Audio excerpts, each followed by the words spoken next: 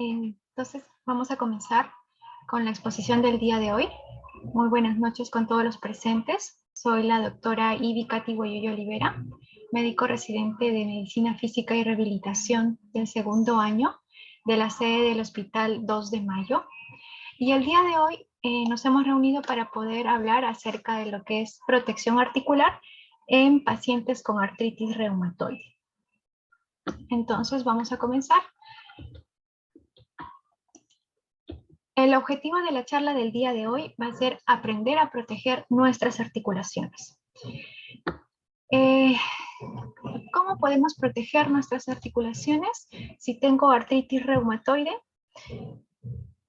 Bueno, debemos de recordar que la artritis reumatoide es una enfermedad crónica, autoinmune y que va a afectar principalmente a las articulaciones de las manos y de los pies.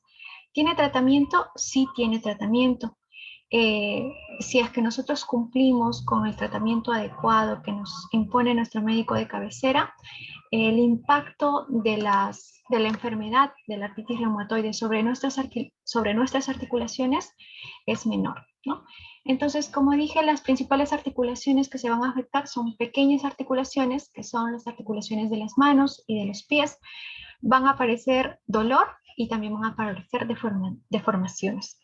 A nivel de las articulaciones de los dedos, vamos a encontrar este tipo de deformidades que se llaman dedos en cuello de cisne. También vamos a encontrar la desviación de los deditos hacia un lado, que es lo que se llama las manos en ráfaga. Estas deformidades y el dolor van a limitar mucho las actividades de la vida diaria del paciente que tiene artritis reumatoide. Y sabemos que nuestras manos son las herramientas para que nosotros podamos comer, nos podamos peinar, podamos asearnos, ¿no? Entonces es importante prevenir o disminuir el impacto que pueda tener la enfermedad sobre nuestras manos. Lo mismo sucede con los pies. En los pies también va a generar dolor, también va a haber deformidades. Lo más frecuente es lo que nosotros conocemos como el juanete, que se da en el primer dedo del pie, en el dedo gordo, y en los demás deditos también van a haber deformidades, como es la deformidad del dedo en martillo, como se ve aquí. Lo que le va a dar una forma media pentagonal al pie. También va a haber un descenso del arco longitudinal del pie, que es lo que conocemos como pie plano, ¿no? Estas deformidades van a generar que nuestra pisada sea inadecuada, sea mala, nuestra marcha también sea mala, y lo que va a generar una alteración de la función en general de las articulaciones que se van a encontrar por encima del pie. Hablamos de rodilla y hablamos de cadera. Entonces, ¿cómo protegemos nuestra articulación? ¿Cómo hacemos que el impacto de esta enfermedad sea menor en estas articulaciones? Bueno, ahí entra a tallar lo que es protección articular. La protección articular es un conjunto de medidas, técnicas o pautas que se le enseña al paciente para que pueda reducirse el esfuerzo sobre cada articulación cuando realizamos actividades, y están basadas en, teóricamente, en lo que es la biomecánica o lo que llamamos el funcionamiento adecuado de las articulaciones. ¿Cuáles van a ser esas pautas que tenemos que tener en cuenta? Bueno, primero es que tenemos que respetar nuestro dolor. Si es que duele las articulaciones cuando nosotros estamos realizando alguna actividad, lo que tenemos que hacer es parar, cambiar la forma en cómo estamos haciendo la actividad o cambiar de actividad. El dolor es una señal de que algo anda mal en la forma en cómo estoy haciendo la actividad o que debo de cambiar, hacer otra actividad, reposar, ¿no? Entonces, duele las articulaciones, reposamos, ¿no? O si no, cambiamos la forma en cómo estamos haciendo la actividad con las manos. Para esto se recomienda entonces tener nosotros un cronograma de lo que vamos a hacer durante el día, ¿no? Y balancear lo que es actividad y reposo, es decir, tener un horario en el que vamos a hacer nuestra actividad y tomarnos ese tiempo para hacerlo de forma lenta, pausada y de forma adecuada, de forma de que utilicemos las articulaciones de la mano lo más anatómico y funcionalmente. Después tener nuestra etapa, nuestro horario de reposo, pero no se recomienda un reposo absoluto como se ve aquí en la imagen, sino lo que debe haber es un reposo relativo, ¿no? Tomar nuestros horarios de descanso. Si es que hubiera dolor en los pies, hay que ver el zapato. Puede ser que el zapato sea inadecuado y por eso está generando dolor. ¿Qué más? La otra recomendación dentro de la protección articular está utilizar siempre las articulaciones más fuertes y más grandes cuando queramos cargar algún objeto, ¿no? Por ejemplo, tenemos esta bolsa con un peso X, ¿no? Digamos 1 kilo, 2 kilos. Todo este peso está estresando lo que es la parte muscular y articular de los dedos de esta mano. Esto es una forma inadecuada de llevar una bolsa cargando en la mano. La forma más adecuada sería que utilicemos una articulación más grande y más fuerte como la que nos presenta aquí esta imagen, ¿no? La articulación más grande en relación a mano y muñeca sería el codo. Entonces, cargamos la bolsa con la articulación del codo. El codo es quien soporta el peso. Además de eso, también lo que podemos hacer es distribuir la carga en más de una articulación, como se ve aquí en esta imagen a la señora.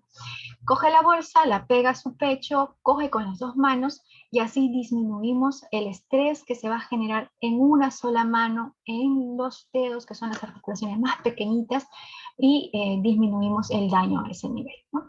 Otra articulación grande que se puede utilizar para poder llevar los objetos son los hombros. Entonces recordemos utilizar siempre articulaciones grandes, fuertes y siempre distribuir la carga en 2 o más articulaciones.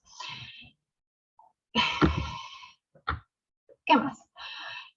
También debemos evitar posiciones que favorezcan las deformidades, evitar permanecer en esa misma posición por periodos prolongados. Es decir, a veces hacemos algunas actividades con las manos que generan desviaciones para poder hacer la actividad, ¿no? Por ejemplo, como coger un cucharón, coger una taza.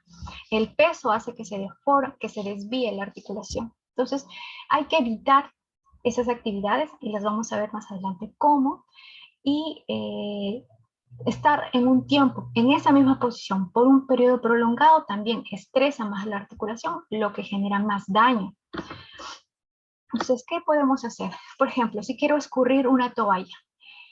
Esta es la forma inadecuada en la que se escurre una toalla. Nunca se debe doblar las muñecas ni los dedos de la mano. Esto estresa las articulaciones a nivel de muñeca, a nivel de dedos, y ya vimos cuáles son las deformidades que se generan a ese nivel, ¿no? Lo más adecuado es hacerlo de esta forma, apoyarnos del caño para poder hacer los dobleces a la hora de escurrir una toalla, una ropa. Luego, colocar la mano de una forma más anatómica y hacer presión de esta forma, ¿no? Como se ve en la imagen. Esa es una forma adecuada de poder exprimir la ropa, la toalla. ¿Cómo debemos coger los platos, tazas y jarras? Bueno, siempre deben ser con 2 manos. Una de las pautas que vimos anteriormente era usar más de una articulación para poder disminuir el estrés en las articulaciones, ¿no? Entonces, por ejemplo, queremos cargar un plato, utilizamos las 2 manos de esta forma. Queremos coger un vaso, una copa, hacemos uso de las manos de esta manera. La taza igual. En caso de una jarra o un objeto un poco más pesado, o de esta manera, cogemos con una mano de la asa y con la otra mano disminuimos el peso que esta articulación va a soportar, ¿no? De esta forma reducimos el estrés a nivel de la articulación de la muñeca y de los dedos. ¿Qué más? ¿Cómo debemos coger los cubiertos? Para esto, primero tenemos que adaptar los cubiertos, ¿no? Los mangos de los cubiertos son delgados. Esa es la razón por la cual nosotros solemos coger de una forma más fina la asa de los cubiertos, ¿no? Entonces, la forma más anatómica de poder coger los cubiertos es como se ve en esta imagen de aquí. Pero para hacer uso de esta forma necesitamos que los mangos sean más gruesos y para eso se hacen adaptaciones. Esto se puede enseñar a hacer al paciente en un programa de rehabilitación integral para el paciente con artritis reumatoide que se da en la unidad de terapia ocupacional. o si no también se pueden comprar ya estos adaptadores hechos en alguna tienda. ¿Cómo debemos coger los cucharones? De igual forma, los cucharones deben ser, los mangos de los cucharones deben ser adaptados, deben ser más largos, ¿no? Forma inadecuada de poder coger el cucharón, esta forma, ¿no?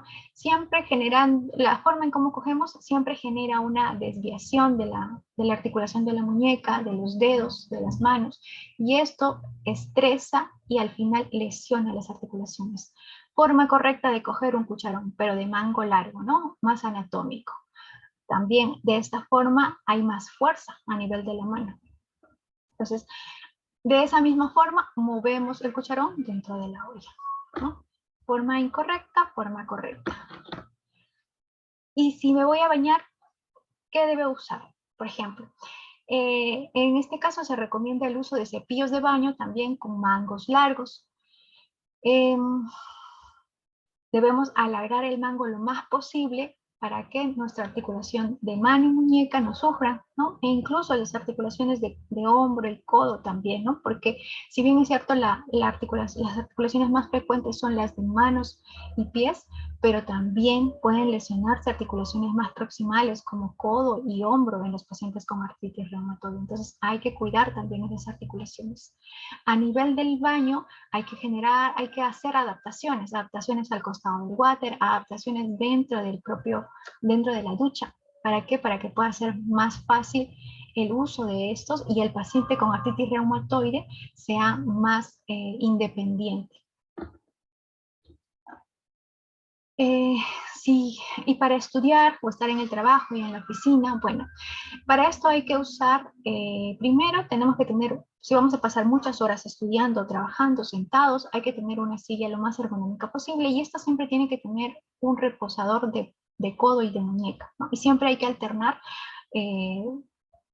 con el reposo. Cada 15 a 20 minutos debemos pararnos y estirarnos, nunca estar en una posición por un periodo prolongado, tanto así sea de cadera, rodilla y de mano y muñeca. Si quiero usar un lápiz, un lapicero, este también tiene que ser adaptado para poder cogerlo de una forma más funcional en el caso de algunas de las manitos en las que ya se comienzan a presentar deformidades, ¿no? Se le hace un adaptador al lápiz al lapicero. Si quiero digitar con un teclado, lo que debo de usar preferiblemente es un lápiz que me ayude a digitar en vez de usar el dedo, ya que al hacer esta forma estresamos los dedos, las articulaciones de los dedos, ¿no? Y estas son las principales articulaciones que se van a ir deformando. A tratar de usar en lo posible un mouse ergonómico. Si quiero leer, ¿no? Un libro, generalmente a veces usamos una sola mano, lo cual está incorrecta, se debe hacer uso de las dos manos. Y si es que vamos a pasar por muchas horas leyendo, bueno, primero es que se recomienda hacer reposo cada cierto tiempo. Y lo otro es que debemos de utilizar un atril o un cojín que nos facilite la lectura del libro. Para marcar un número de teléfono, se le recomienda igual al paciente que utilice un lápiz en vez del dedo, ¿no? Lo mismo que vimos cuando cuando hablamos acerca de digitar en un teclado. Ahora, lo mismo se recomienda, ¿no? Para, por ejemplo, si queremos tocar el timbre, si queremos apagar un interruptor, ¿no? No usar el dedo, sino usar o bien un lápiz, o bien la palma de la mano, o bien el puño, ¿no? De esta forma protegemos los dedos. Bueno, eso en cuanto a las manos. Para las manos hay muchas pautas, ¿no? Y para los pies. En cuanto a los pies, bueno, lo que se recomienda es no usar este tipo de calzados, ¿no? Vimos cuáles eran las deformidades más frecuentes y lo que genera y predispone más a este tipo de deformidades es el uso de calzado. Un calzado que termina en punta, con tacos muy altos. Estos zapatos son totalmente inadecuados para un paciente con artritis reumatoide. El zapato para el paciente con artritis reumatoide no debe de tener pasadores. ¿Cómo es el zapato adecuado?